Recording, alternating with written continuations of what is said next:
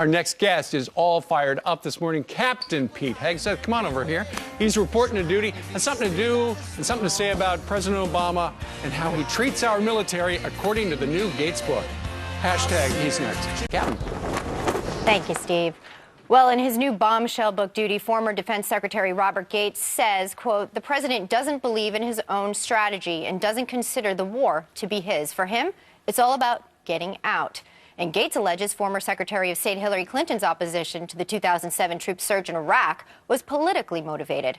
So what do these startling revelations say about our military and national security? We are going to ask right now CEO for Concerned Veterans for America, Captain Pete Hegseth. Good morning. Good morning. Frustrating information that's coming out of this book, so we hear. What was your initial reaction when you heard about Gates' comments? Well, they're infuriating, absolutely, to see the political nature of decisions being made in the White House when we have warriors losing their lives on the battlefield.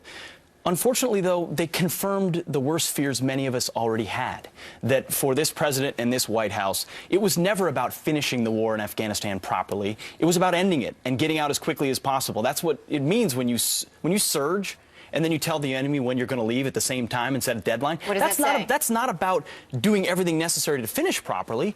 It's about how can we extricate and leave as quickly as possible, which confirms what Gates says, that for this president, it was about the exits from day one, and he never fully believed in the strategy that he sent men and women to go fight and die for. So there are a lot of civilians fired up about this, but what does it say to you? I mean, you fought. Yeah. You're there. Your buddies were there. Lives have been lost. What does it say to our troops who lay down their lives willingly and sacrifice for these purposes, in which now we're hearing, well, are not backed by the commander-in-chief? Yeah. In theory?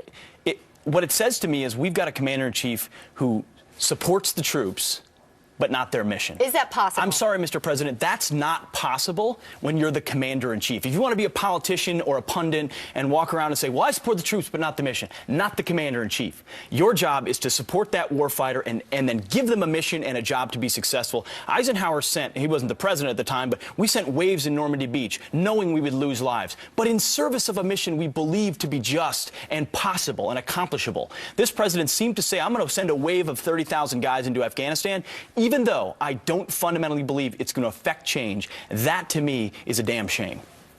What is next? And ultimately, is the information coming out of Gates' words, will this help? Is there time to actually do something, or is this an administration that is just going to continue to separate themselves, commander-in-chief here, president over here? Well, I think it's going to continue to create a wedge in many ways between the military perception and this administration, and that's unfortunate because we still do have troops in harm's way, and we've got a lot of threats around the world that need to be addressed. But there's going to be more political fallout. We didn't even talk about Hillary Clinton and the fact that she said that her opposition to the Iraq surge was all about politics, all about domestic politics.